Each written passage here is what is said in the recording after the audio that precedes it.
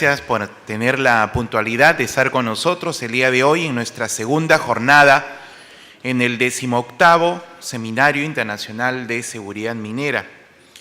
El día de hoy, y especialmente en la mañana, tenemos un programa internacional con la presencia de expositores extranjeros.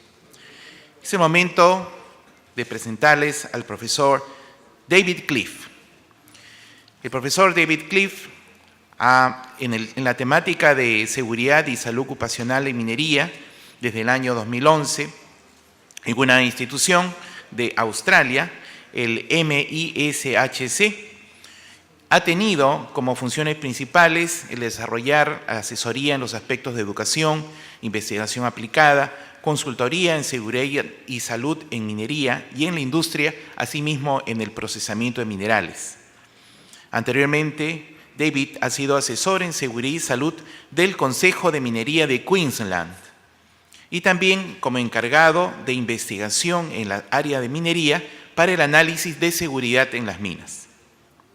En esta actividad ha proporcionado asistencia técnica con carácter de experto en las áreas de seguridad y salud para la industria minera en Australia por más de 23 años. David tiene particular experiencia en la preparación de emergencias, análisis de gases, incendios y explosiones, y ha proporcionado lo que se denomina testimonio experto para la investigación de Moura número 2 en Warden, en la comisión especialmente establecida para la investigación de los eventos en Rio Pike. Precisamente en su presentación él va a hacer un énfasis en esta participación. Ha dedicado también mucho esfuerzo a otros temas de trabajo, como por ejemplo el de la fatiga de la gestión. Ha sido miembro de comité para actividades de ejercicios de emergencia en Queensland en minería de carbón y ha hecho la atención de cerca de 30 incidentes en minas. Cuenta con una amplia experiencia en los aspectos de capacitación y educación en minería en muchos países. Ha publicado extensamente en el área de seguridad y salud y minería, no solamente en los aspectos de peligro físico, sino también en los procesos de gestión eficaz para el manejo preventivo de estos aspectos. También ha realizado de manera especial un informe anual de ejecución en seguridad para el Departamento de Queensland en el área de recursos naturales y minas.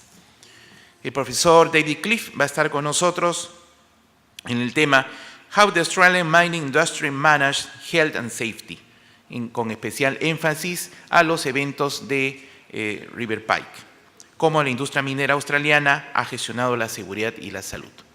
Entonces lo recibimos con un fuerte aplauso.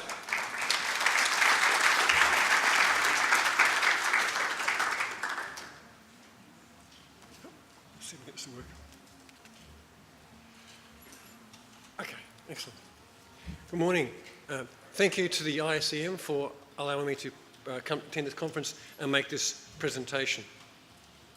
What I'd like to talk about this morning is how health and safety is managed in Australia. Get this to work? Excellent. In our opinion, there are some key elements to a high-functioning health and safety management system. You must have good information. You must take occupational health and safety seriously. The law must be appropriate and enforceable, and the regulatory agency, that is the inspectorate, must be effective. Leadership must be strong and visible. Do as I do, not do as I say. We believe in a tripartite system in Australia. That is involvement from government, industry and the workforce. We believe it is only possible to achieve good health and safety performance with effective and genuine worker participation. And if you use incentives, they must be effective levers to promote good practice.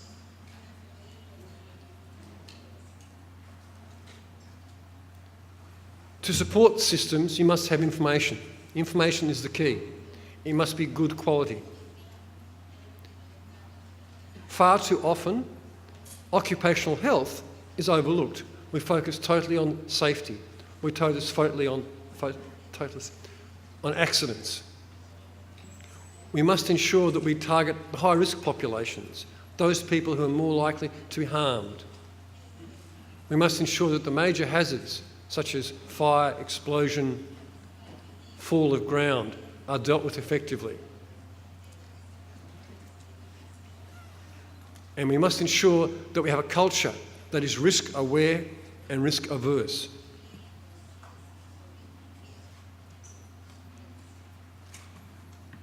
The problem is, in my experience, what people want is a simple solution or a silver bullet. They almost want a magic fairy to arrive with a wand and go tap, and all your problems have gone. In reality, managing health and safety is much like this game of what we call in Australia snakes and ladders, where for every 2 steps forward, you make 1 step back. And there are ways forward which you can make big improvements, but equally there are traps that will send you backwards in performance quite quickly.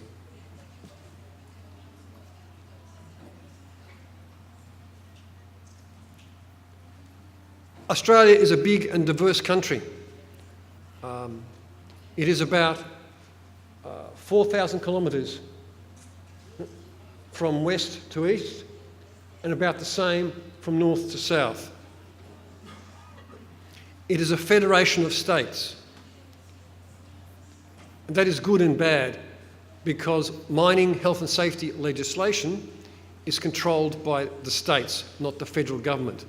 So there are separate sets of legislation in each state. Okay. In our major mining states, Queensland and Western Australia, the mining health and safety legislation is different to general health and safety legislation. Mainly because history has shown the nature of the hazards and the scale and complexity of mining is different to general industry. Also, the potential for multiple fatalities has historically been much higher.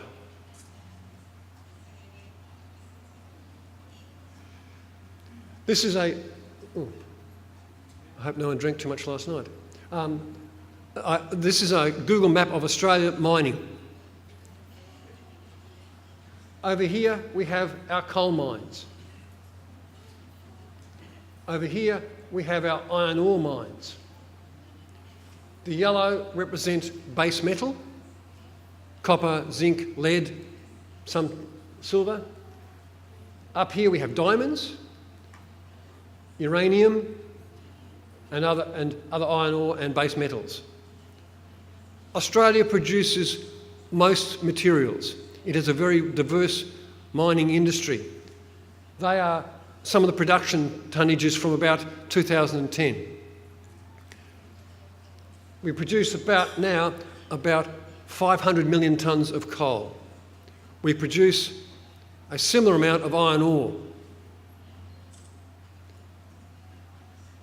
Soon we will be the largest natural gas producing nation in the world. These slides, I believe, will be given out to delegates tomorrow. Iron ore is largely through open cut, very large open pit mines. Gold mining is by a combination of underground, very deep underground mines and large, very large open cut mines.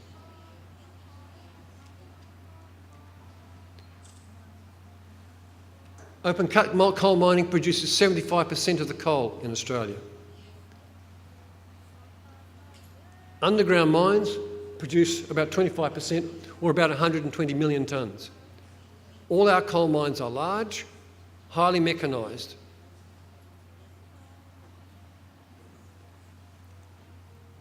Before 1994, our legal system was very prescriptive, full of rules. Since that time, we have undertaken a review process where the amount of rules have been reduced and the emphasis has been placed upon management of health and safety. We have introduced the concept of duty of care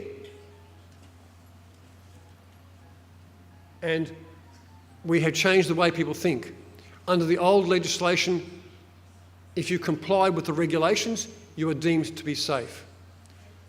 Now, in Australia, for a company or mine to be deemed safe, it must demonstrate it has the systems, people and processes in place to demonstrate a safe workplace.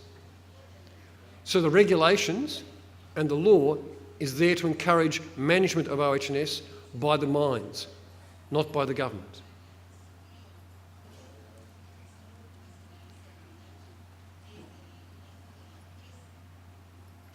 The key principles are the duty of care, which in other words means the mutual obligation we all have to our health and safety of ourselves and to others. Risk management is applied, which means reducing the risks in a mining industry to as low as reasonably possible. You cannot say remove all risks. You can say reduce them to as low as reasonably achievable. To do that, though, you must get workforce participation. They must be consulted and represented. You also must have information. You can't control things you don't understand. You cannot control things if you don't know how. Your workforce and your management must be properly trained in all elements. And also your government inspectors must be strong, independent and very experienced. And in the Australian situation, our inspectors act more as mentors than policemen.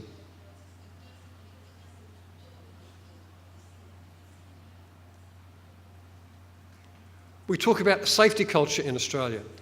Improving health and safety requires a positive safety culture. This means it's the attitude of people and the way they think.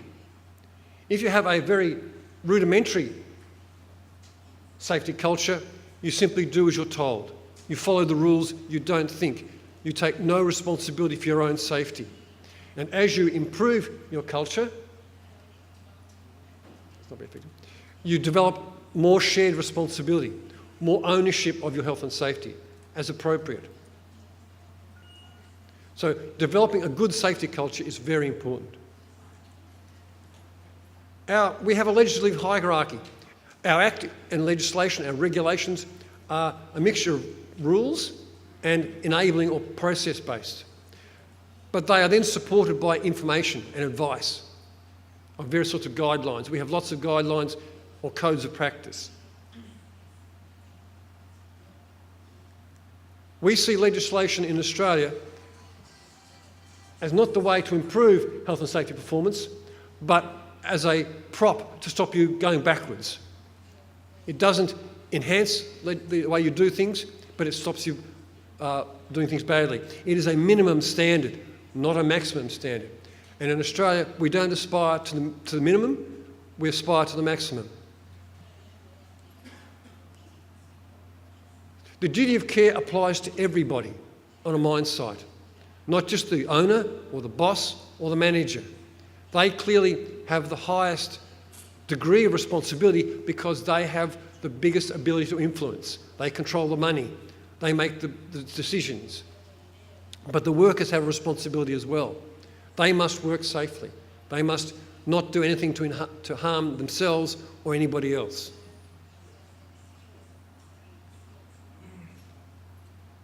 So the responsibility is shared between the employer and the employee.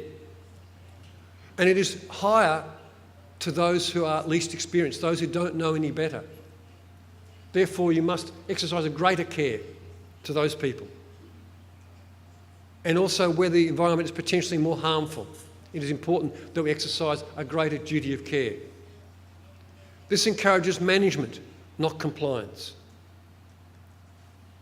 But it goes beyond the traditional workforce as well. It goes to people who supply equipment. It goes to contractors who work at a mine site. It goes to people who build things for a mine or supply equipment or services. They must not fail in their duty of care. They must not sell you something they know won't work or could harm somebody. Under our legislation, if someone is harmed and there is a prosecution, the prosecution is for failing your duty of care, nothing else. And to protect yourself, you must demonstrate you have discharged your duty of care. A very simple prosecution. And the responsibility is on you to show you've done everything you reasonably could. Under the Coal Mining Act in Queensland, the key features are to establish a tripartite high-level advisory council to advise the Minister on how to improve health and safety, but also to appoint safety and health representatives with the powers of government inspectors to support the workforce if necessary, and also to provide inspectors and other officers to monitor the effectiveness of the processes at mines. So our inspectors are less like parking inspectors or traffic police who issue tickets and more like mentors. Also, training or competency is very important in our mines. People must have the skills and knowledge to do their tasks. All training is to a nationally accredited standard. So the mine must have a management structure that's appropriate to the mine. They must have a mines rescue capability on the mine. In our mines are the primary mines rescue people. We have no external rescue teams. We also do regular health assessments on all our coal miners. Between 3 and 5 years, there is a compulsory, regular medical assessment.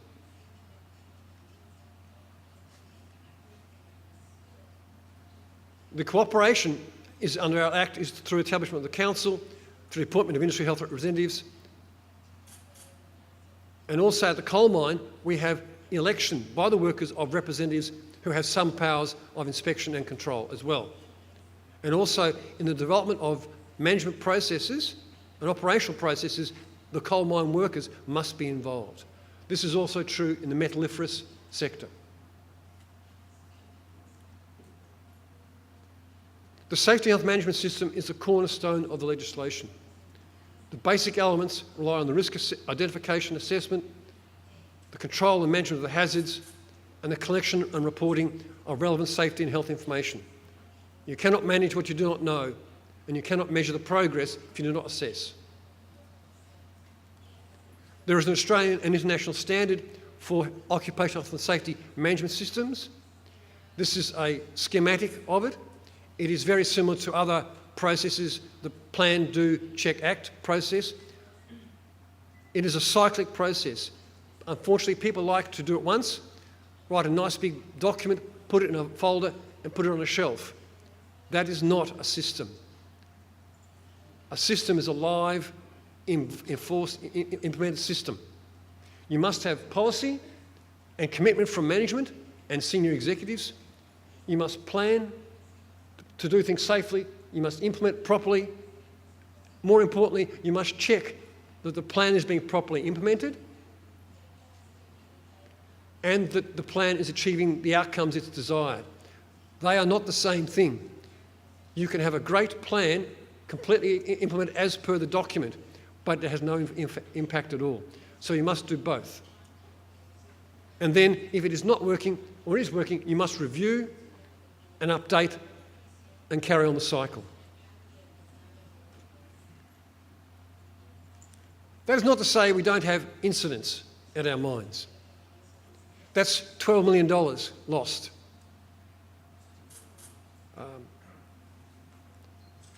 That is a fire in an open cut pit in Victoria.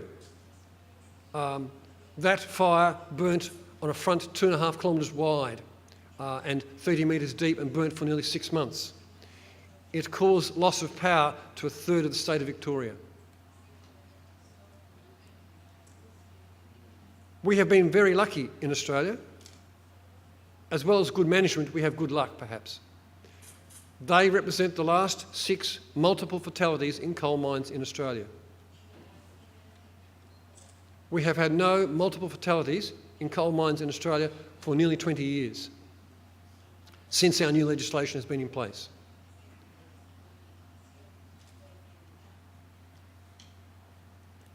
We have had some in our underground metalliferous sector. The last one being in 2006, where fortunately only one person died, and 2 people were rescued after 14 days, being trapped inside a small man-carrying bucket on an articulated vehicle. However, if you look at the statistics, by international standards, Australian mining is the safest in the world. This graph is a comparison of the fatal injury frequency rate, which is the number of fatalities per million working hours, by comparing United States in the red to Australia in the blue, South Africa in the green, and Ontario, which is only Canadian data unfortunately I could get, in the purple.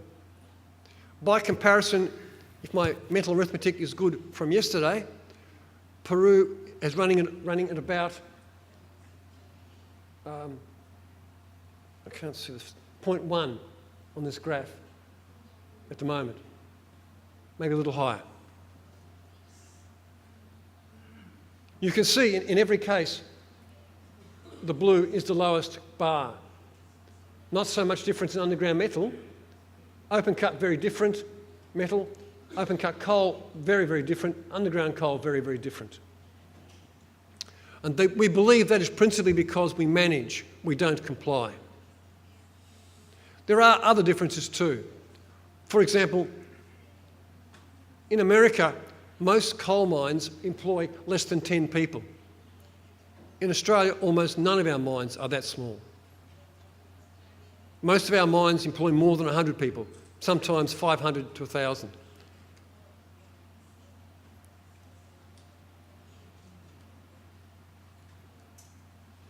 That does not mean we do not have fatalities.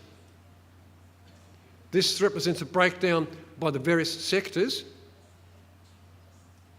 since 2004. You can see for open cut coal, we do not have fatalities for our last 2 years, or underground coal, which is most unusual compared to other countries. We do have some open cut metal, underground metal. And we have on occasion had some in our quarries. So, but only 4 last financial year, compared to 40 here, 40 something in the United States. There are about 150,000 miners in Australia, so it's a big industry. So what are the fatalities? Well, they are things like vehicle accidents, or as some professionals call them, vehicle-vehicle interactions. Rock falls in our metal mines still kill individuals, relatively small lumps, only a few tonnes. People get crushed by the high technology, big equipment we use in our mines. We don't design our equipment for people. We design it for production. Big equipment, people fall off. Or they get hit by big pieces of equipment or things. So in our mines, our problem is our technology. You design a haul truck just so the back of this truck, if it stops, and this one does not, will intersect with the cabin where the driver is sitting and crush him. Some of these haul trucks, like here, when fully laden, will weigh up to 800 tonnes. An 800-tonne haul truck travelling at full speed takes up to 1 kilometre to stop. If you've ever seen a haul truck skid, it is a frightening sight. So you cannot expect a truck to stop like a motor car or swerve.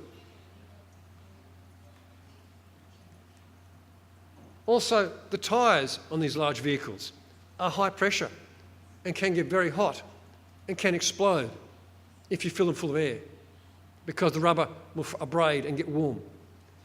Unfortunately, that means when it explodes, the steel belting in the tyre can explode into the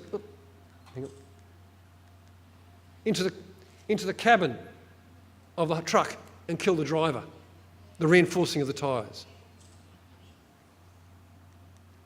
Big trucks don't like little trucks. So it is wise to keep them apart. They are obviously from different tribes. In Australia, like here, exposure to the elements is a real problem. Heat stress, dehydration. All our workers work 12-hour shifts, 7 days a week, 365 days a year. They work an average of 2,000 hours a year. So exposure to the elements is a real issue that we have to manage.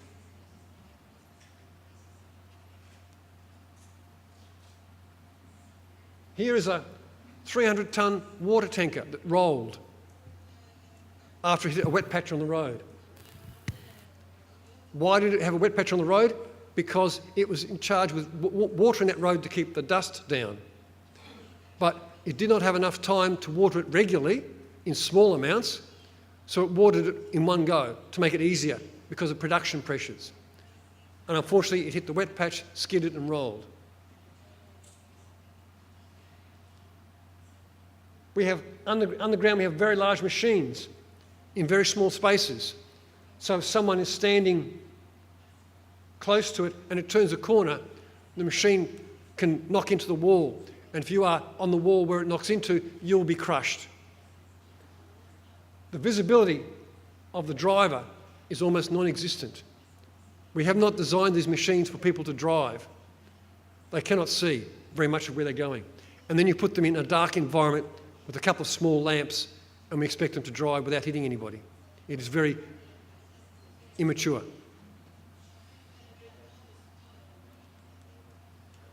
When you look at an accident, it is important to analyse the causes and not just blame the person who was involved in the accident.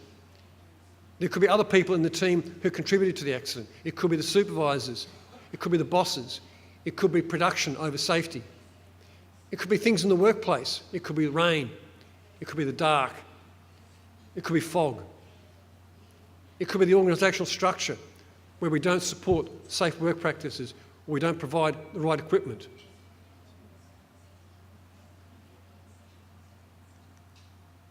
We talk about human error. We are all not perfect. We do make mistakes. The trick is to stop a mistake becoming an accident which hurts somebody. So our systems must cope. If you ask a lot of people, they believe that most mistakes we make are deliberate or violations. In fact, if you analyse accidents, you find more than 80% are unintentional.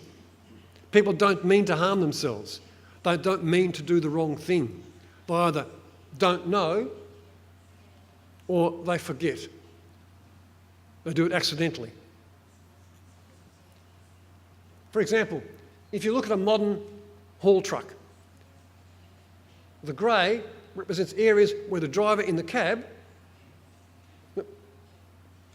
cannot see. So it is not unexpected that if you cannot see, you cannot avoid. That haul truck is 3 metres plus, maybe 4 metres off the ground. So if you do not have proper guarding around the top of the haul truck and you are cleaning the windows of the haul truck and you step back to admire your work, you will fall and die.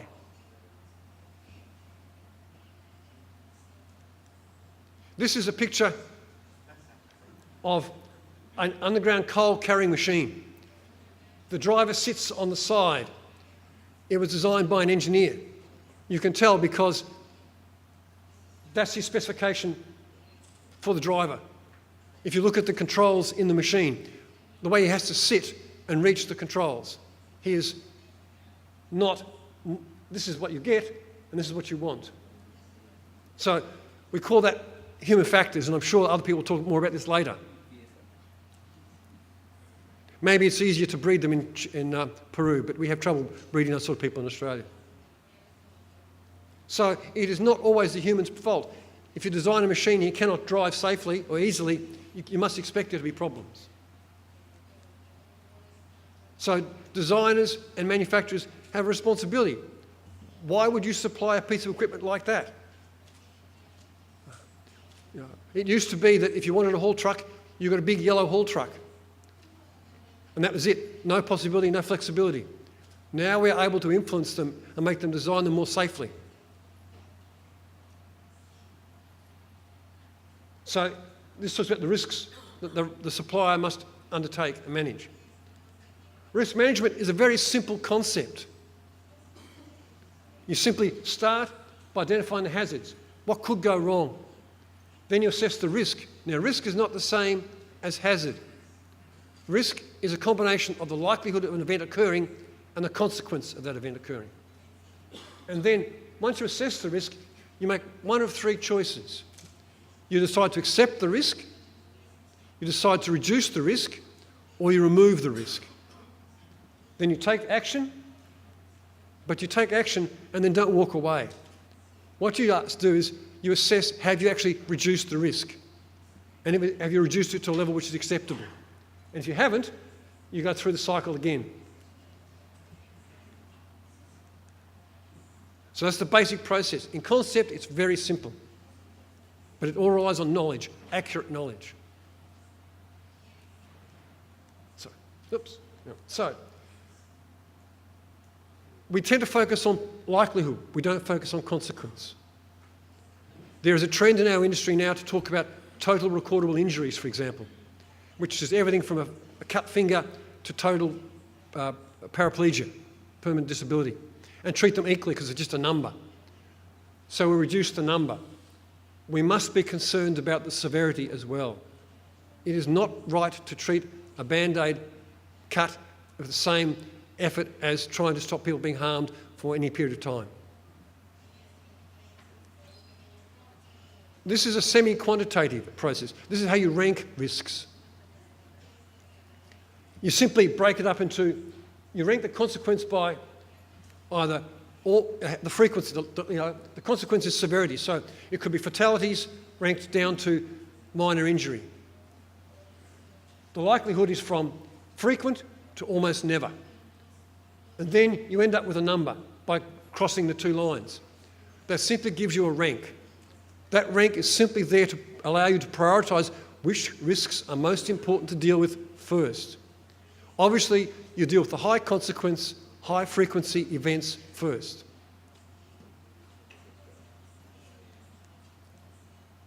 When we look at risk management, risk assessment and control, we tend to look at it in terms of what we call the bow tie, which is the thing, because of its shape. In the middle of a bow tie is an unwanted event. In this example, I talk about exposure to noise. The worker is exposed to noise. So that is what we call the initiating event in the middle of the bow tie. On this side, we talk about the causes. In this case, there will be noisy equipment. On this side, we talk about the consequence. What happens if someone's exposed to noise? Well, obviously, over time, they will get deaf. The reason we draw this diagram is because we can put controls on both sides. We can prevent the noise emission from creating an atmosphere where the worker can be made deaf, or we can control the impact that noise has on the worker. So, for example, on the upstream side, on the preventive controls, we can insulate the equipment, make it less noisy. We can move the equipment away from the worker. On the downstream side, we can do things like reduce the number of hours the worker is in a noisy environment. We can monitor for noise exposure. We can give them hearing protection. In most places I've been to, that's all we do. But we need to assess their exposure. You can do audiometry, which is studying your progressive hearing loss. So before you become officially deaf, people can detect it and stop it getting any worse. That is done routinely in Australia. So it is a control process on both sides. We need to have both sets of controls. Risk management is a layered process in Australia. It starts at the top with very formal, very complex whole-of-site risk assessments.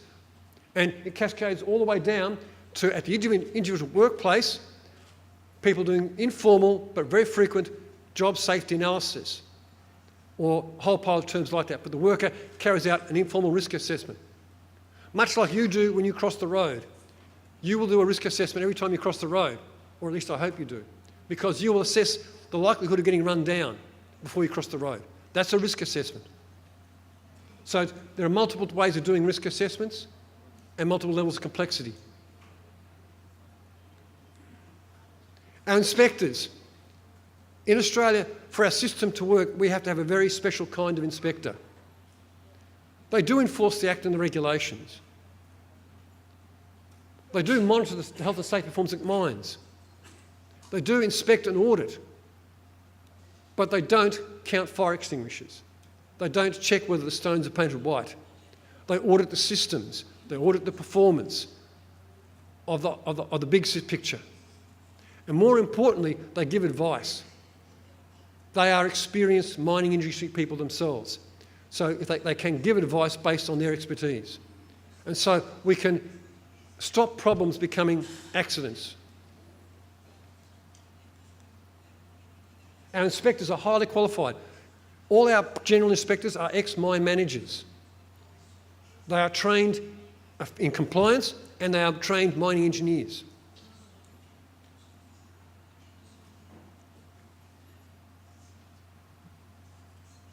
They also can have specialist expertise as well. So when a mines inspector in Australia goes to a mine site, they can talk the language, they know the knowledge, they can give advice, they don't just say, that's a problem. They'll say, that's a problem, why don't you try doing this? We also have special inspectors with detailed technical knowledge in areas like electricity, mechanical engineers, or geotechnical engineers.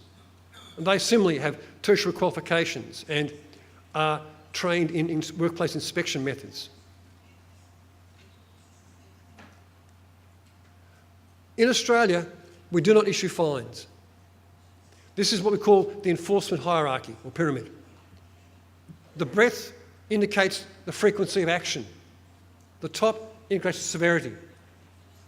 Most of the time, inspectors spend their time providing advice, supplying information.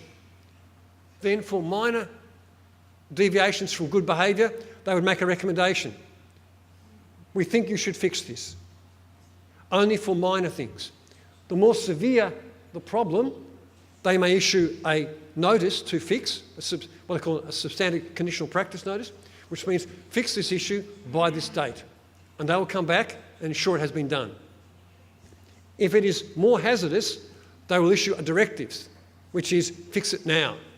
And they can say, fix it now, and until you fix it, the mine is shut. And they do.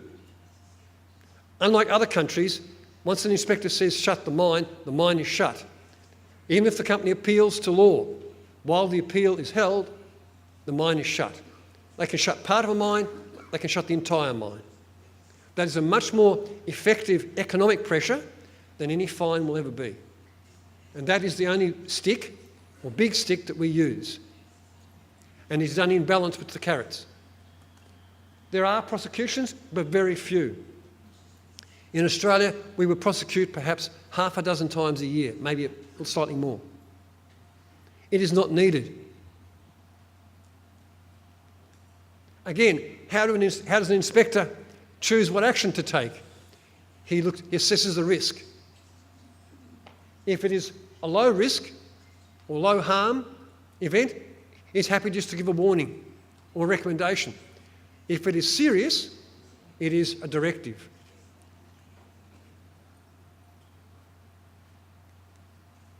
And these are the types of directives. And they include that worker must be competent by this date or he cannot drive that piece of equipment. It can be reduce the risk. It can be suspend operations because the risk is too dangerous. It can be to review the system because it's inadequate. It does not control the risk properly. It does not mention that properly. That is often used when an accident occurs at one mine and other mines need to be aware that they have to control the hazard. And they can require you to demonstrate that what you're doing is safe. So in other words, that you say that method is safe, they can ask for an independent engineering study to demonstrate that it is safe.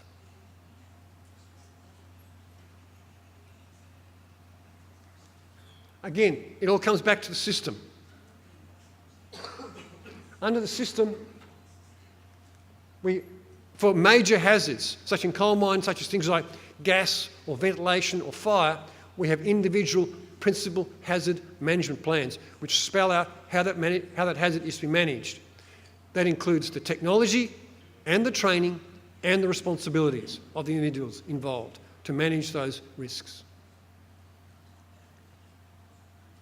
And that is very important, because without that system in place, you cannot tell people how things are supposed to work, you cannot check whether it's working, and you cannot then develop plans for training and operations and resourcing.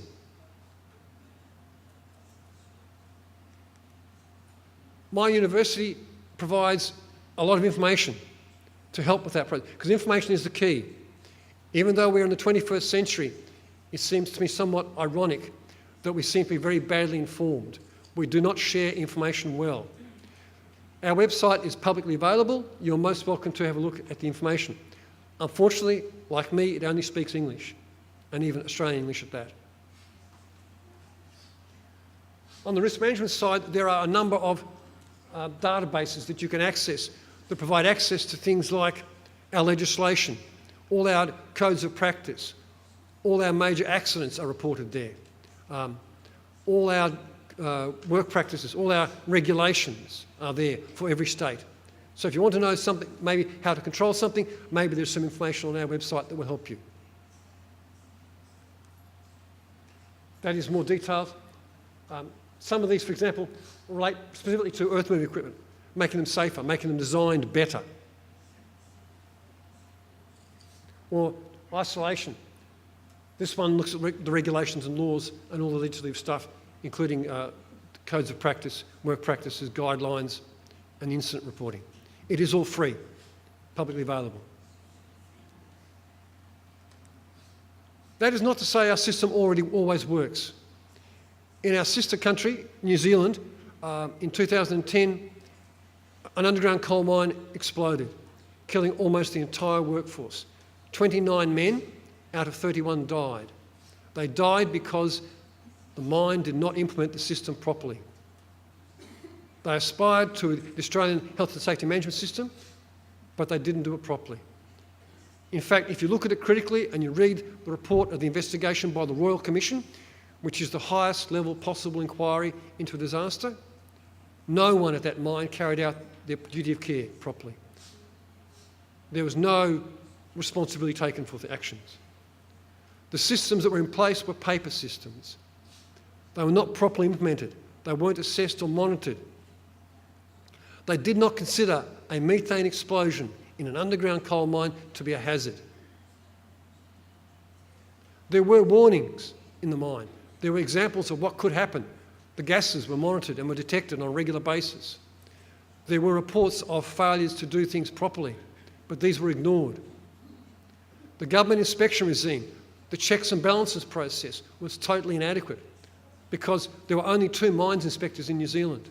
Only one of those had any coal mining experience.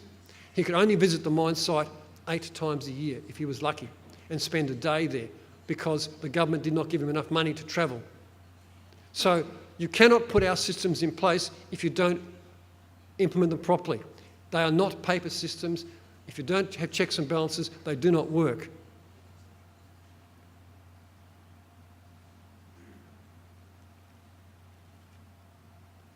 Finally, the thing I'd like to talk about is this. It's a black swan. Now, the significance of this is probably not known to you, but it is an interesting story. When we were colonised by the British in 1780, they went to Western Australia sometime after that and discovered black swans. In England, there are only white swans. So the black swan is a symbol of looking for the unexpected and being prepared for what may happen and not relying on what has happened in the past. I would suggest that if you rely on compliance with regulation, you are only looking backwards and only looking for white swans. A good health and safety management system and good health and safety performance can only be achieved by considering the future, by looking for those things which have not happened yet and we do not necessarily expect. So in conclusion, I would suggest please look for the black swans. Thank you.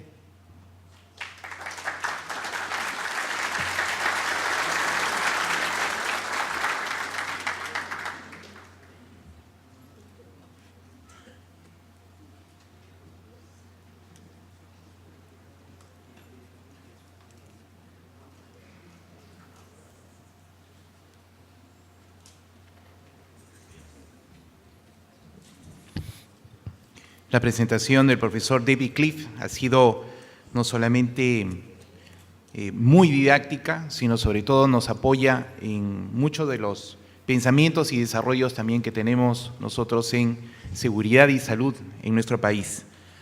Esperamos una gran cantidad de preguntas para el profesor David Cliff. Por favor, levanten la mano y les será alcanzado un micrófono.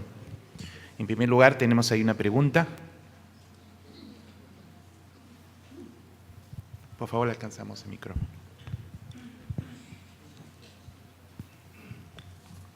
Gracias, profesor.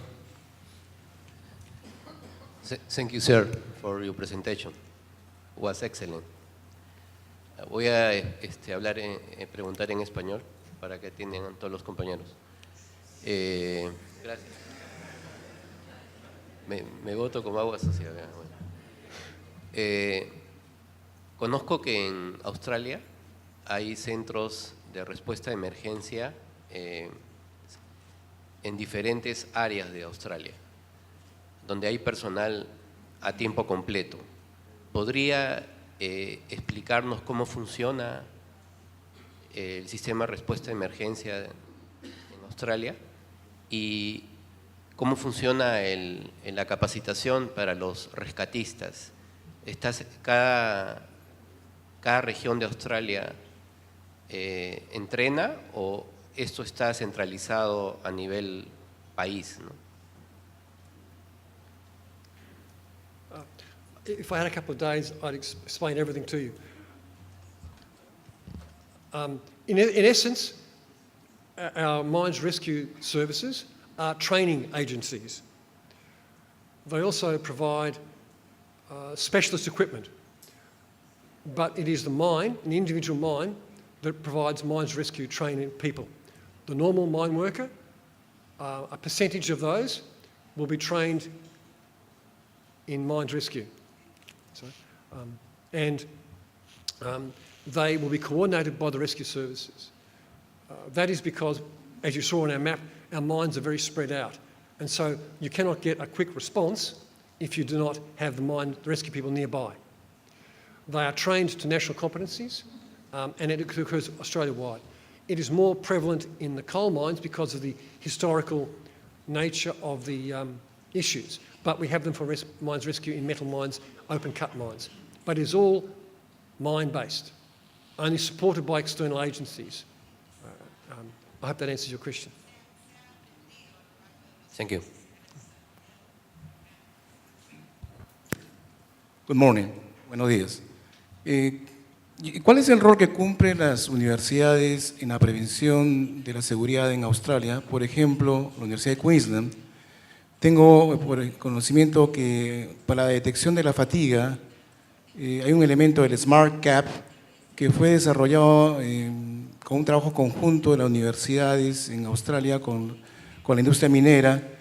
Y se hizo investigaciones y se determinó que era el mejor sistema para detección de fatiga. ¿Cómo trabajan todas las instituciones para la prevención de seguridad en Australia?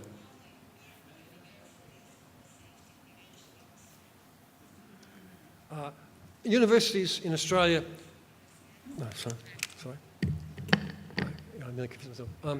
do a number of things. My unit does a lot of research into health and safety in mining, including fatigue. We also do a lot of education.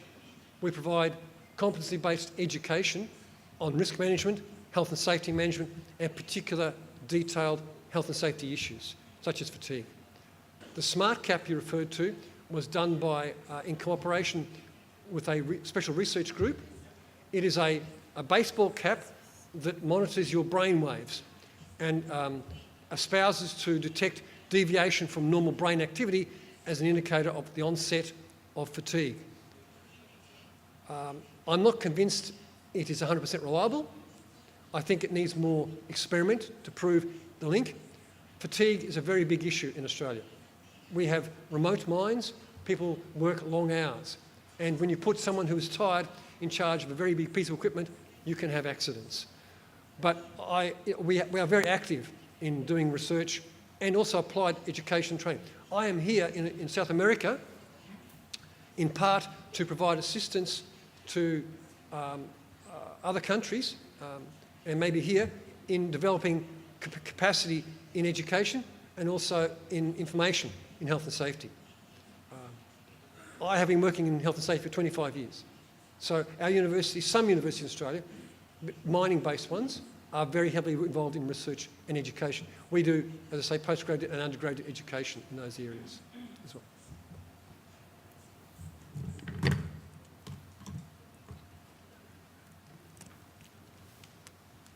Buenos días, profesor. Usted mencionó en su presentación acerca de unas directivas MQSHA. ¿Usted nos podría dar un poco más de detalles? ¿Son directivas del gobierno? ¿Son directivas o normas oficiales? ¿Cómo funcionan? ¿Cómo se aplican a las empresas mineras? Okay. The directives I mentioned are specified in our regulations under the Acts of Parliament, the law, and they are implemented by the mines inspectors. And so they issue a directive, in other words, and it is a Section 167 directive, which is thou shalt repair this damage by this date or stop this happening. So it is an official document. It is entered into the mine record book, it is given to them in paper, and there is a completion date, closeout date on that document as well. Okay?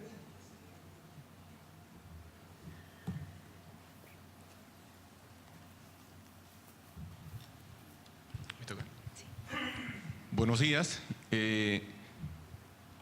Nosotros también tenemos tan buenas reglas como los tienen ustedes. Nosotros definimos la seguridad como norma y conducta. Norma porque tenemos procedimientos y conducta por la actitud de las personas a cumplir esos procedimientos. ¿Cómo ustedes han trabajado la parte de actitud de las personas para el cumplimiento y lograr los objetivos que ustedes tienen en seguridad?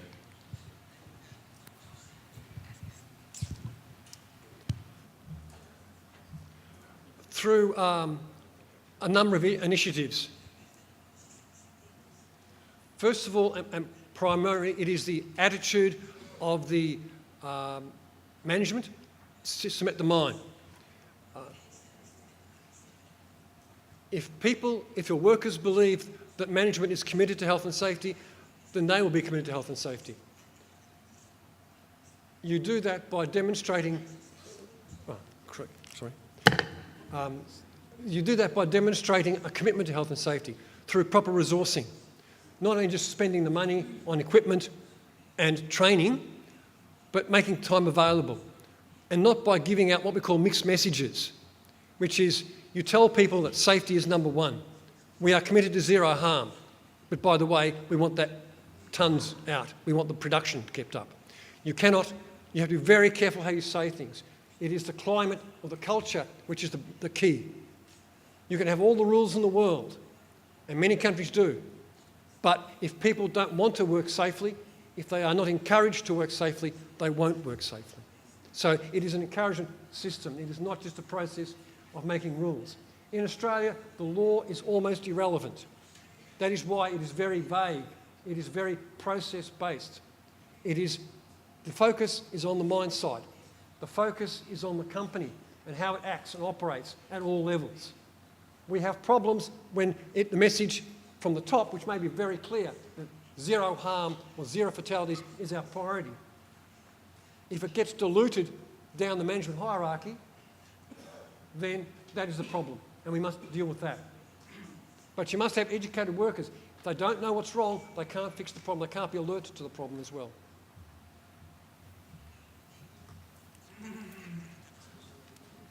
Buenos días. Bueno, más o menos como complemento lo que el compañero ha preguntado, el que me ha precedido. Más iría por el tema de experimentos y si ha hecho algún estudio aquí en Latinoamérica o específicamente en el Perú y ha encontrado un indicador diferencial en lo que es la actitud del trabajador latino comparando con el trabajador australiano, si por ahí habría alguna experiencia.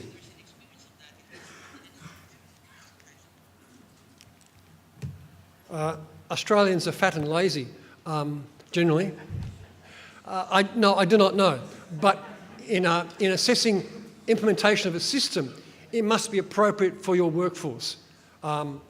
You cannot magically change the culture from compliance-based to encouraging performance. I am doing quite a bit of work overseas from Australia in developing countries in Africa and Asia. And what you have to do before you can, what we in Australia call seagulling, if you're just dropping things from a great height and expecting things to happen, you must understand the current situation, and you must have systems that are tailored to the current situation. So, for example, in Mongolia, the workers are illiterate. They are itinerant. They come and go. So they're not highly trained. You cannot expect them to be fully involved in the implementation of health and safety. So you must adapt to the system. So whatever the differences between Australians and South Americans are, you need to include that in the way you do systems. I do say, please do not buy something off the shelf from anywhere in the world and expect it to work here without understanding the local complexities. That is very true.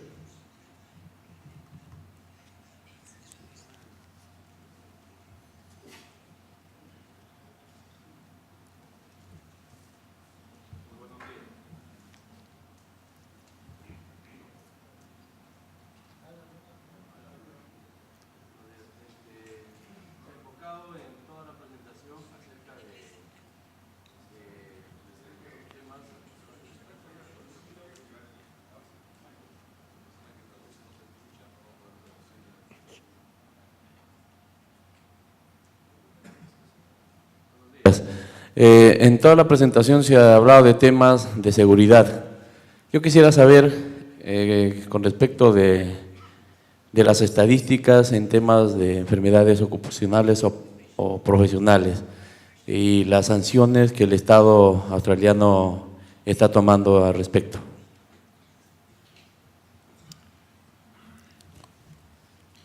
In terms of occupational health, that is managed by the same system. It is in many ways much harder because the link between cause and effect is not as clear. It takes time for a lot of diseases to appear.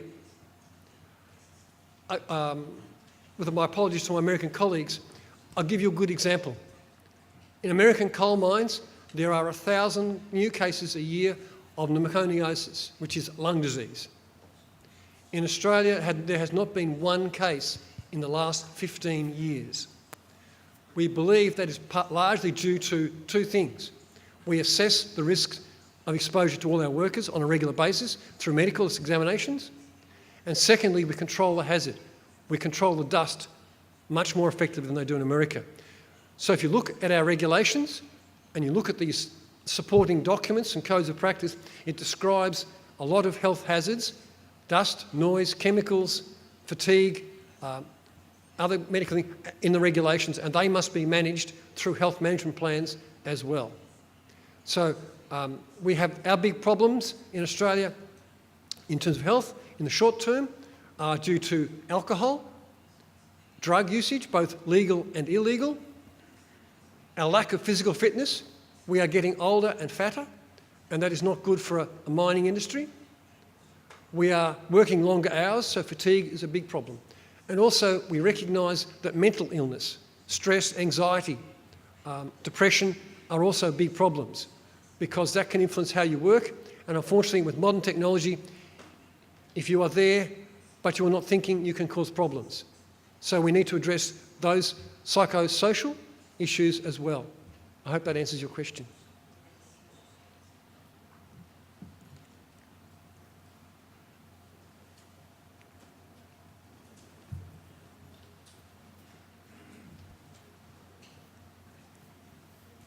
Bueno, yo tengo una pregunta. En lo personal a mí me ha tocado participar en minería metálica y de carbón en México.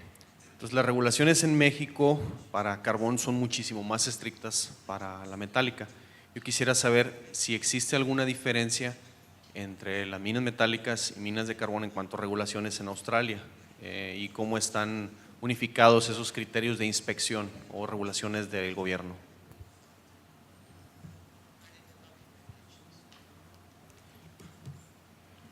There are differences between the regulations for metal and coal mines in Australia.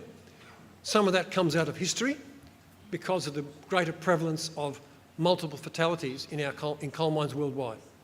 However, the systems of management are identical. So if you were to compare our metal law and our coal law, there is a great deal of similarity in the processes and the enforcement processes. They are exactly the same. Those directives I listed on the slide are equal in both systems. So the way inspectors operate is the same. It is somewhat ironic in Australia that most of our metal mines are regarded as more dangerous than our coal mines. There are more accidents and more fatalities in our metal mines than in our coal mines. So probably it is because the culture in our metal mines is not as consciously risk averse as our coal mines have been, because coal mines are used to principal hazards. I hope that answers your question.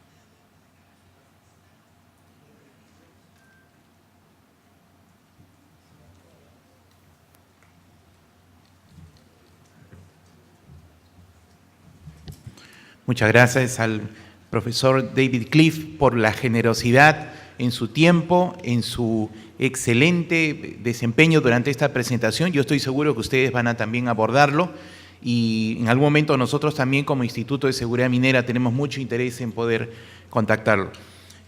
Lo vamos a despedir con muy fuerte aplauso.